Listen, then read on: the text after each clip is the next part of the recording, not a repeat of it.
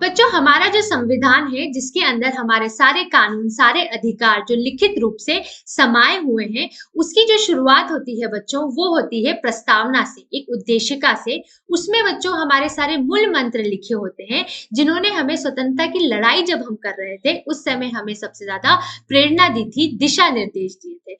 तो बच्चों, ये जो मूल मंत्र हैं, इन्हीं पर जो है हमारा संविधान पूरा आधारित है।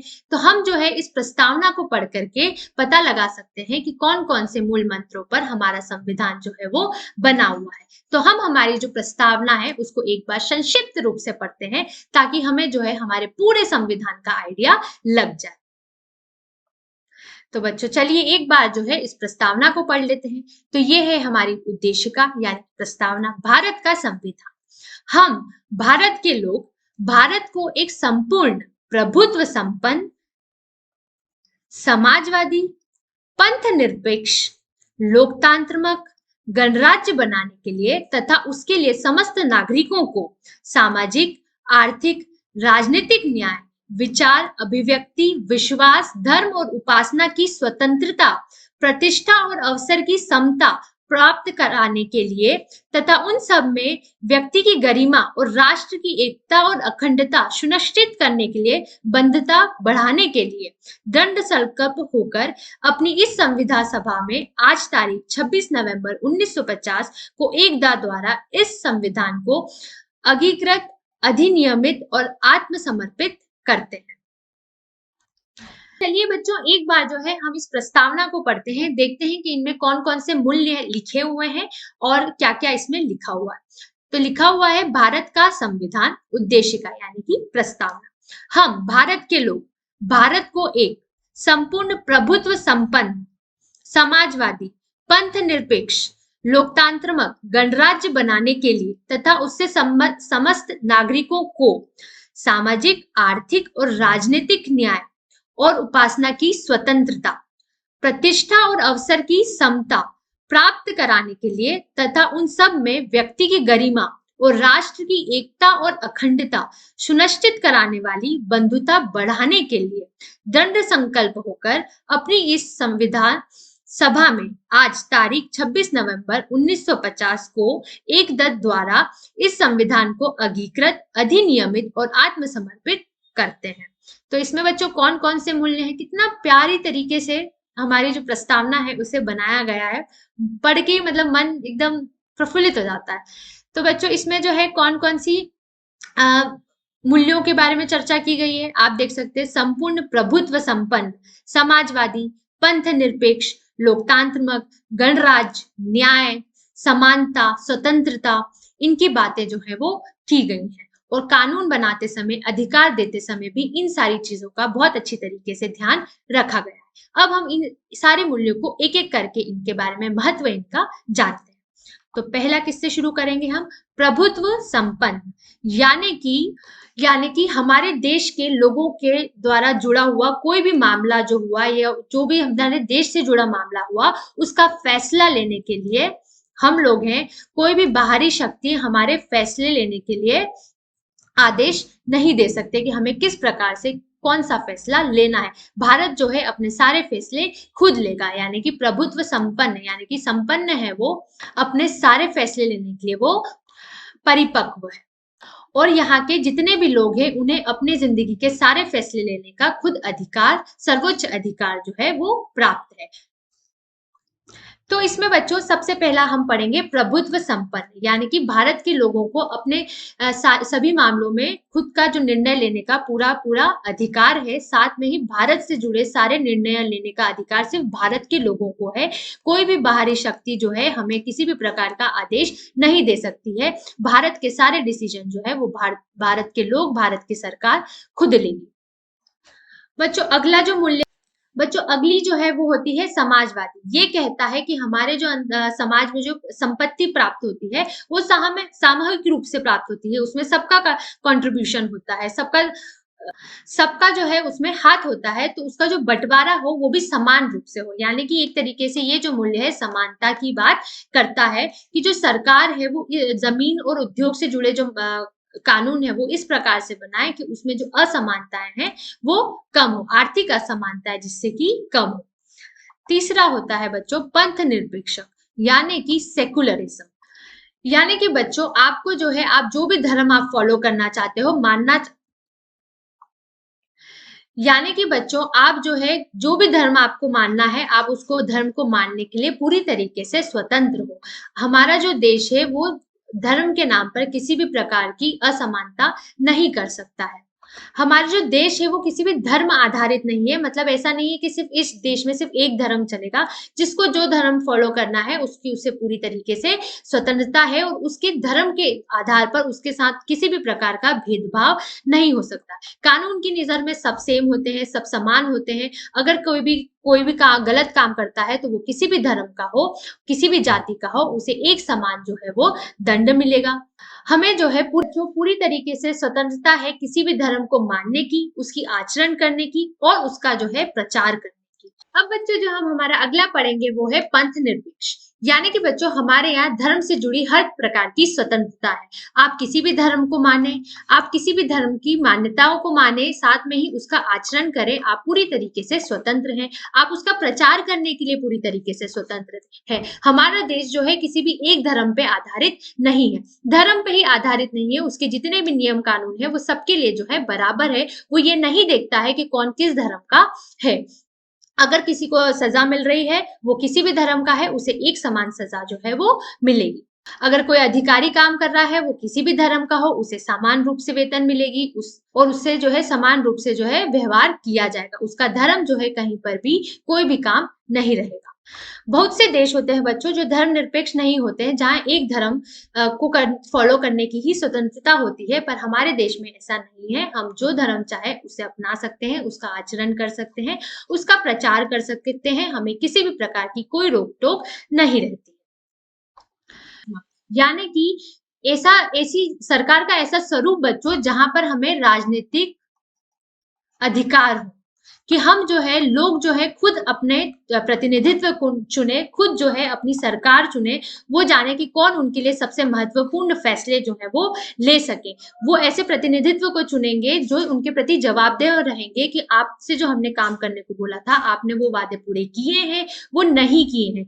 एक ऐसी प्रणाली जिसमें 5 साल के बाद जो है वापस से चुनाव होंगे, फिर से प्रतिनिधित्व चुने जाएंगे, फिर से सरकार बनाई जाएंगी, और वो जो सरकार है वो सबसे ऊपर नहीं रहेंगी, उनको भी जो है सबके प्रति वो जवाबदेह रहेंगी। साथ ही में बच्चों उन्हें नियम और अधिकार के अनुरूप ही अपना काम जो है वो करना होगा। सबको जो है बच्चों, और हर एक को बच्चों जो है वोट देने का अधिकार रहेगा कि वो वोट दे सकता है, अपने विचार जो है वो व्यक्त कर सकता है, किसी भी प्रकार की राजनीतिक पार्टी जो है वो बना सकता है। और अगर किसी भी प्रकार की वो पार्टी से समर्थन नहीं रखता है, किसी नीति से समर्थक नहीं रखता है, तो वो उसके खिलाफ प्रदर्शन कर सकता है, वो उसके खिलाफ अपनी जो भावना है उसको व्यक्त कर सकता है। फिर आता है बच्चों गणराज्य। यानी कि यहाँ जो है लोगों के द्वारा जो चुने लोग रहेंगे, प्रतिनिधित्व जो रहेंगे, वो शासन करेंगे, वो इस देश को चलाएंगे, ना कि यहाँ कोई राजा रहेगा या राजवंश यहाँ पर चलेगा। किसी भी प्रकार का वंश या खानदान जो है वो प्रमुख नहीं रहेगा। लोगों के द्वारा चुनित लोग जो हैं वही महत्वपूर्ण निर्णय लेंगे। और चुनाव में बच्चों सिर्फ कुछ लोग इसका चुनाव नहीं करेंगे कि कौन उनका प्रतिनिधित्व होगा, बकायदा पूरी तरीके से चुनाव की प्रक्रिया होगी जिसमें कि हर किसी को वोट देने का अधिकार होगा, मताधिकार होगा।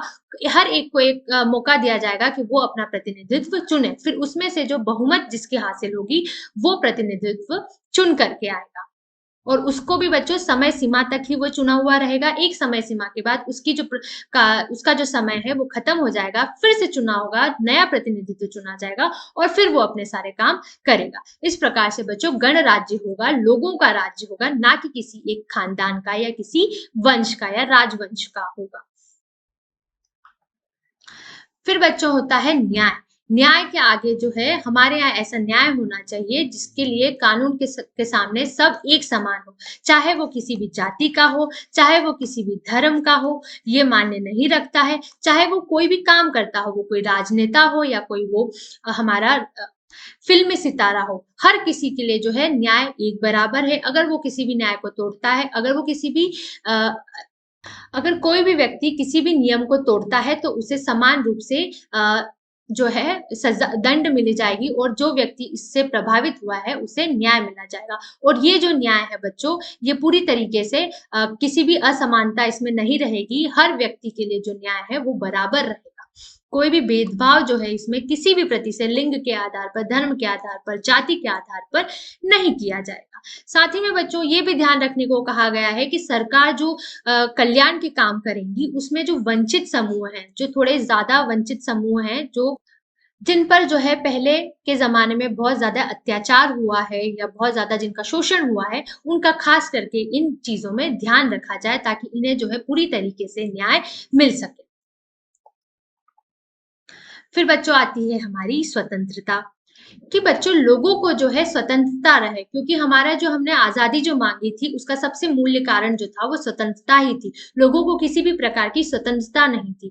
तो हमारा जो देश बनेगा उसमें इस प्रकार की चीजें हो कि लोगों को स्वतंत्रता हो, कि वो जो चाहे वो सोचे, उसको व्यक्त कर सके, अपने विचारों को व्यक्त कर सके और उसे जिस प्रकार से भी अमल करना चाहे उसे अमल कर सके, उन पे किसी भी प्रकार की पाबंदी ना हो। साथ ही साथ में उन्हें स्वतंत्रता हो कि वो अपने देश में कहीं पर भी घूम सके, किसी भी प्रकार का जो है प्रदर्शन कर सके, रैलियां निकाल सके, एक बिना किसी अव्यवस्था के। तो ये सारी चीजें किसमें आती है बच्चों? स्वतंत्रता में आती हैं।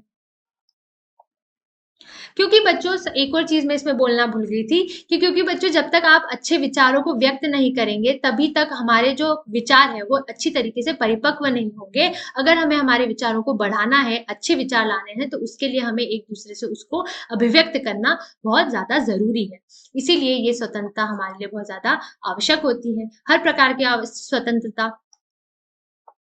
फिर आता है बच्चों समता यानी कि समानता। कानून के नजर में हर कोई जो है वो समान है, चाहे वो महिला हो, वो पुरुष हो, वो गरीब हो, वो अमीर हो, वो किसी भी जाति का हो, वो किसी भी धर्म का हो, हर किसी के कानून जो है उसके लिए हर कोई जो है वो समान है।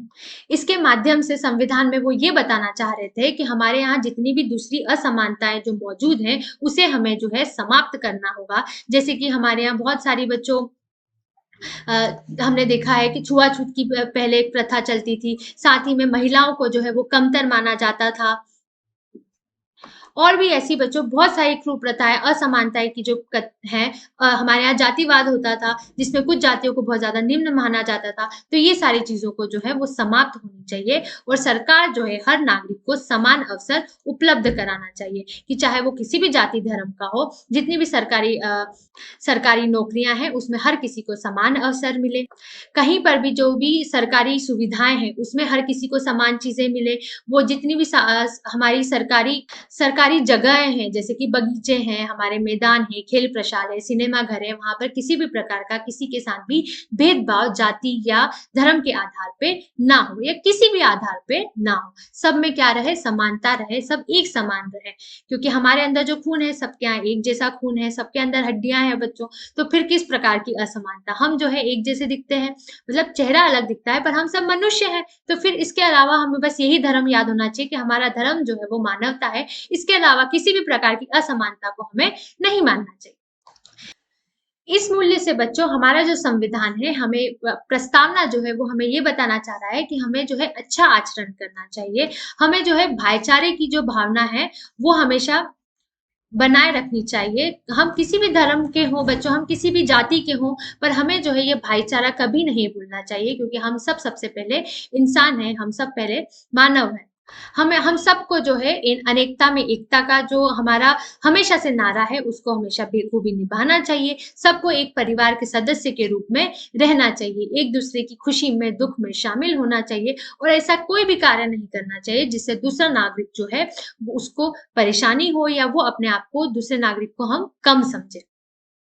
अब बच्चों इसमें हमारे प्रस्तावना में एक और चीज लिखी गई है, वो है संस्थाओं का स्वरूप।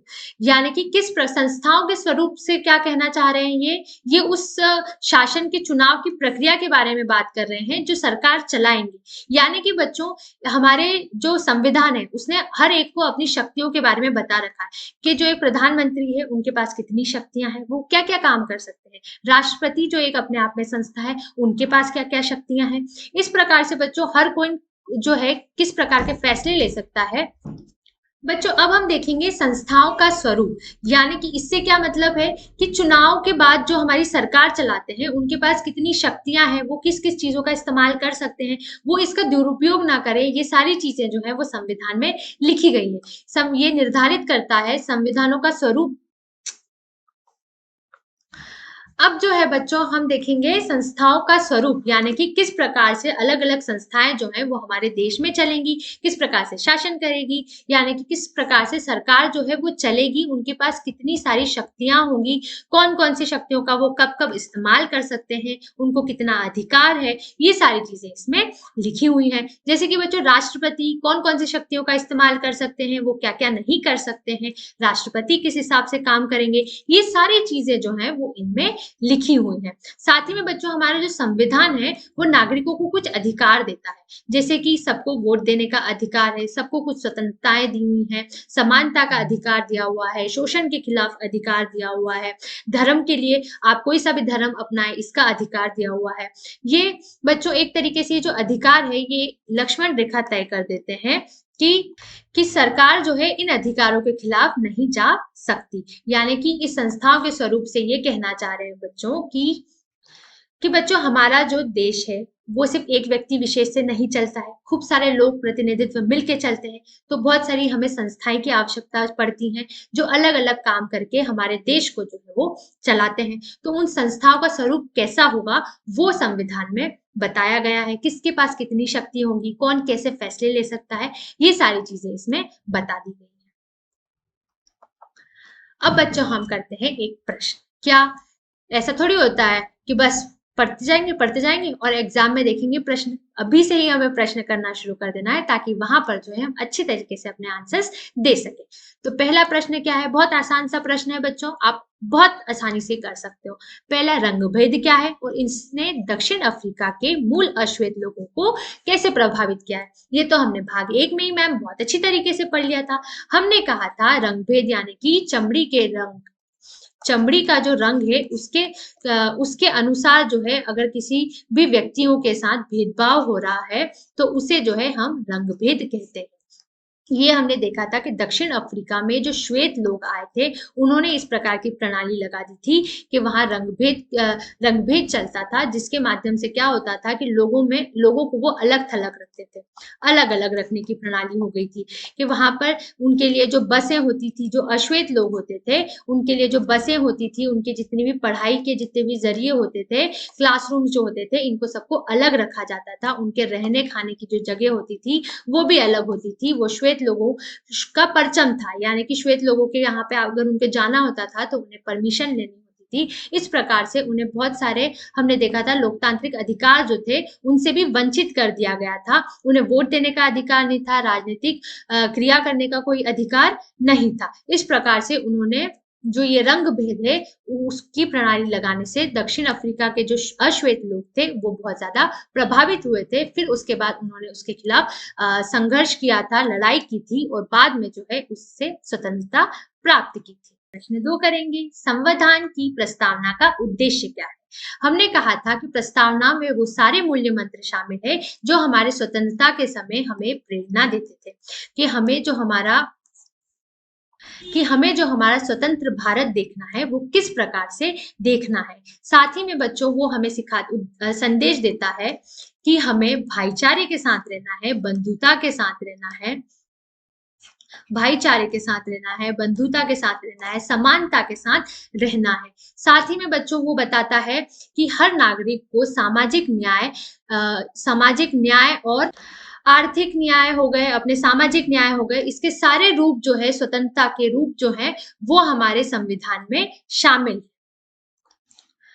बच्चों हम जो है अब हमारा प्रश्न 2 करेंगे जो कि है संविधान की प्रस्तावना का उद्देश्य क्या है। तो बच्चों हम पहले ही पढ़ चुके हैं कि जितने भी हमारे मूल मंत्र थे जो हमें स्वतंत्रता के समय सबसे ज्यादा प्रेरणा देते थे, जो हमें सबसे ज्यादा दिशा निर्देश देते थे, हमने उन्हीं को प्रस्तावना में लिखा गया है।